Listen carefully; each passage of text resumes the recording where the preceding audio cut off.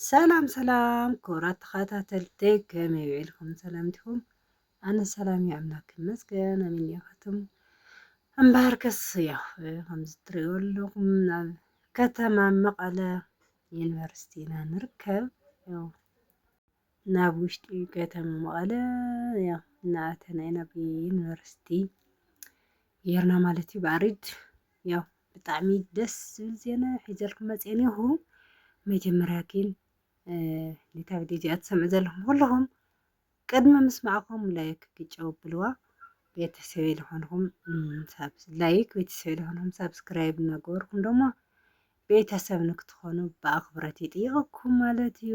ያው እዚ ትሪእዎ ኣለኹም ዩኒቨርሲቲ ናብ ውሽጢ ዩኒቨርሲቲ መእተዊ በሪ ኢና ኒአና እና ያው ብስሩዕ ናሲ ክፅብቕቲ ልምዓቱ ካብኡ ድሞ ብጣዕሚ ደስ ዝብል ዘሐጉስ ዜና ክነግረኩም የቀስ ኢልኩም ካብ መጨረሻ ስምዕዎ ማለት እዩ። እዞም ትሪእዎም ኣለኹም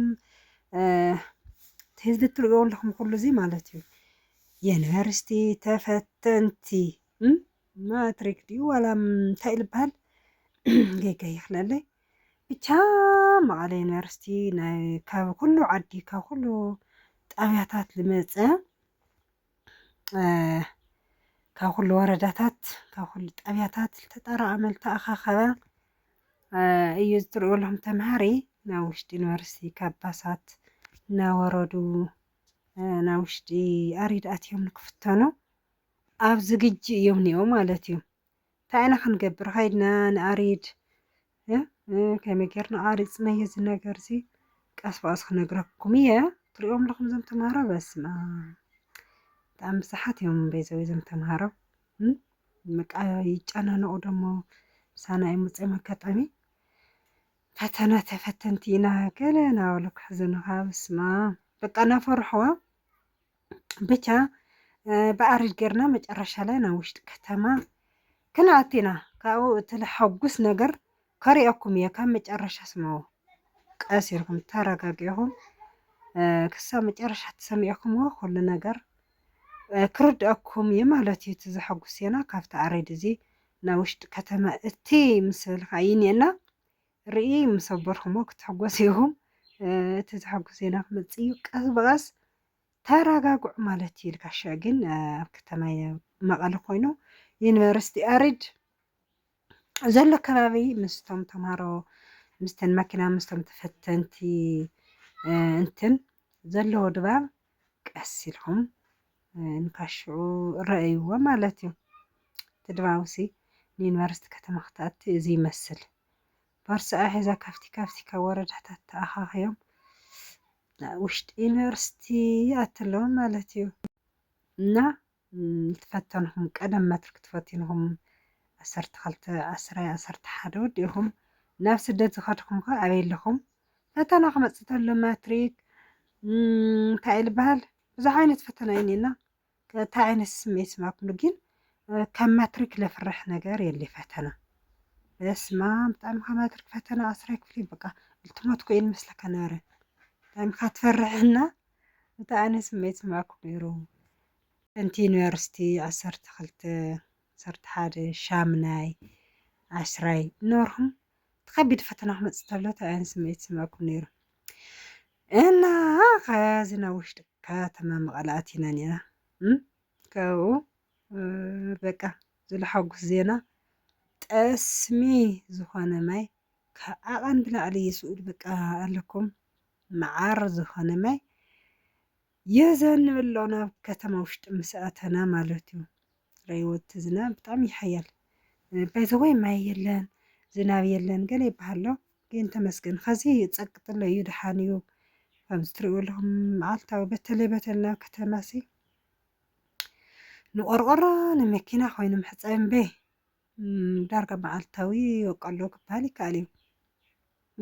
ኣብ ገጠር እውን ፅቡቅ ዓይኒ በቆልትታት ኣለዎ ክንዲ ዝምራር ናይ ኣማዕዶ ኮይንካስ የኮነ ፅቡቅ ዝናብ እዩ እኒኦ ረእይዎ በቃ መዓር ጠስሚ ናይ ዓዲ ትፈልጥዎ ክልስ ሰቢልካ ምስጋዓ ትፍላ ከሎ እንታይ ዓይነት ጣዕሚ ከም ዘለዎ እዚ እውን በቃ ከምኡ እዩ ዝጥዕም ጠሚካ ነይሩስ ጠስሚ ዝኾነ ፃዕዳ መዓር ዝኾነ ማይ ክፈስስ ተሎ በቃ ናርእኻ ፅግብ ትብል ናይ ሎማዓንቲ እዚ ማለት እዩ።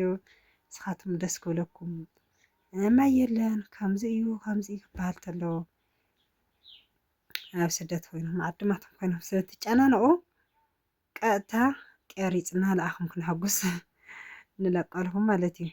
ከተማ መቐለ ኣበይ ከባቢ እዩ እዚ እንተኢልኩም ቀዳማይ ወያነ በቃ በዓላ ቀዳማይ ወያነ ብትድፍኡ ይኾነስ ብድሕሪት ታክሲ ናበይ እየን ወዲ እዚአን ተረሲዕ እየን ብድሕሪት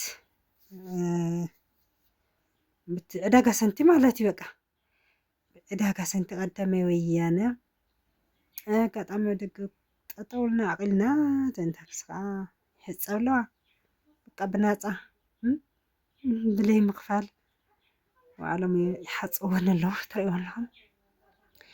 መቐለ በቃ ብከተማኣ ፅቡቕ ዝናብ ይዘንብ ኣሎ ፃዕዳ መዓር ፅሩይ መዓር ዝኾነ ማይ ይዘንብ ኣሎ ዝትሪእዎ ኣለኹም ማለት እዩ። እና ደስ ኢልና ደስ ይበልኩም ኦኬ።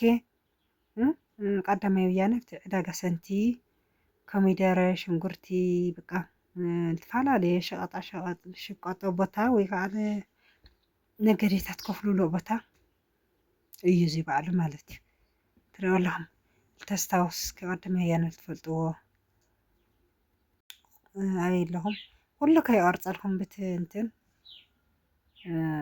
ማይ ሞባይለይ ከይትብስብስ ናፍራሕኩም ግብግብ ቆላሕ ምናምን ከይቀርፅ ኣለኹ ካብኡ ከዓ መፂኦም ሃንጊ ቀሉ ከየብልና ብንደይ ፍርሒ እየ ዝቐርፅ ኣለኹ ዋላ ዝናብና ዋዕ ይብሉ ምሸት ይብሉ ቀትሪ ይብሉ ገለ ስለ ዝኾነ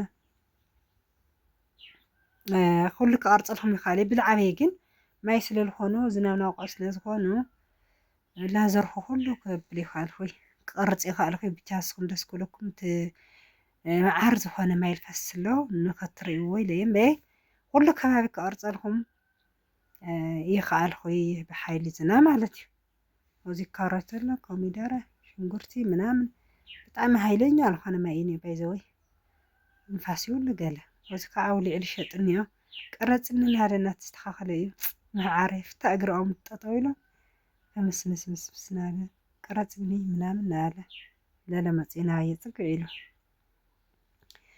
ኣውሊዕ ዝሸጥ ቆልዓ እዩና እስከቐረፅኒ ኢላ ቴሌቭዥን ድና ክንኣቲ ገለና ኣለ ዝኾነ ድምፅታት መስሓቕ ንግግር ነይርዎ ሳይለንት ገይረየ እምበ እና እስክርእይዎ ዝዓይ ግዜ ፅሩይ ማይ ከምኡ ኢሉ ናብ ኩላ ዓለም ናብ ኩላ ተዘርአቲ ዝራእቲሲ መዓልታዊ ከምዚ ጠስሚ ዝኾነ ማይ ይፍሰሶ ኣሜን።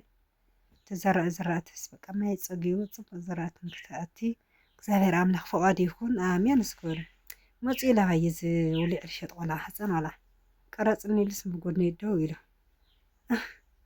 ኣነ ከዓ ፀቕጠብ ኢለ በቕሊ ቅድሚት ገይረ ኣውሊዕ ግዛእኒ ቀረፅኒ ከዓ እግረ መንገዲ ክናበለስ ናፍታ ዝዕቐልናዮ ጠጠ ዘናዮ መፂኡ ኢሉ እሺ ላይ ቀርፀ ኣለኹ ማለት እዩ።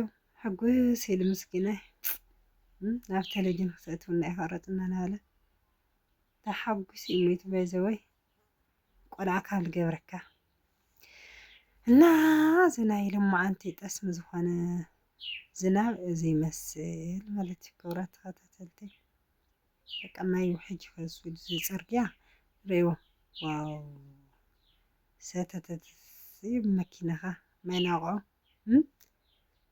እናርእይዎን ከምዚኣ ዝበለት ናይ እግሪ መኪና ብሎተሪ ይፍጠረልኩም ኣሜን በሎ ብሎተሪ ሰሪሕኻስ ማዕዝዋ ብ2005 ሎተሪ በቃ ማይ ዝኾነት ናይ እግሪ መኪና ይፍጠረልኩም ኣሜን። ማይ ትወቅዕ ጠጠው ትብል ትኸድ ፀሓይ ትኾነ ትኸድ ማይ ትኾነ ትኸድ ዝናብና ቃ ትኸድ ትደስ ዝብለካ ነገር ማለት እዩ። እና ቆልዓ እውን ረእዮ ቀረፅኒ እናበለ በቃ ኣውሊዕና መመፀ ምስኪነይ እና ክቡራት ተኸታተልተይ ናይ ሎማዓንቲ ዘሐጉስ ዜናና እዚ ይመስል ማለት እዩ። ካብዚ ዝሐጉስ እንታይ ኣሎ?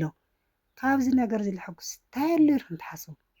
ንከተማ የለ ንገጠር የለ ክረምቲ ሓምላይ ነሓሰ ብለይ ማይ ብለይ ዞም ጠስሚ ዝኾኑ ዝናብ እዚኦም እንታይ የለ ዝሐጉስ ካሊእ እና ይቐኒየለይ ክቡራተይ